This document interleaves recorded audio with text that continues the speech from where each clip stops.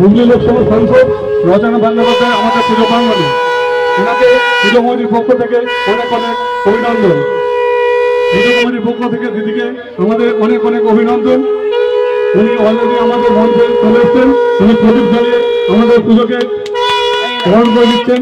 হুগলি লোকসভা সাংসদ রচনা বন্দ্যোপাধ্যায় উনি আমাদের পুজো প্রাঙ্গণে প্রদীপ জ্বালিয়ে আমাদের পুজো শুভ আরম্ভ করছেন। ওনাকে আমাদের পুজো কমিটির পক্ষ থেকে অনেক অনেক অভিনন্দন, আন্তরিক অভিনন্দন, শুভেচ্ছা, ভালোবাসা। মহিলা পুজো কমিটির পক্ষ থেকে ওনাকে অনেক অভিনন্দন। হ্যারিঙ্গা জাউরা বটতলা মহিলা পুজো কমিটির পক্ষ থেকে ওনাকে আন্তরিক অভিনন্দন, শুভেচ্ছা, ভালোবাসা। দিদি অলরেডি আমাদের সবাই কাছে আসছেন।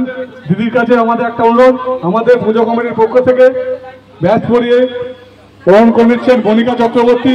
ওরা সবাই মিলে একবার জোরে হাততালি দিয়ে দাও। এরপর ব্যাচ পরিয়ে নিচ্ছেন পার্বতী পাল মহাশয়। সবাই মিলে একবার জোরে হাততালি, ফুলের পুষ্প সহ। দিদিকে আমাদের পুজো কমিটির পক্ষ থেকে কিছু বলার জন্য অনুরোধ করা হচ্ছে।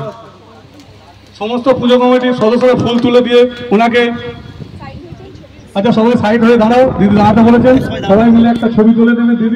দিদির কাছে অনুরোধ আমাদের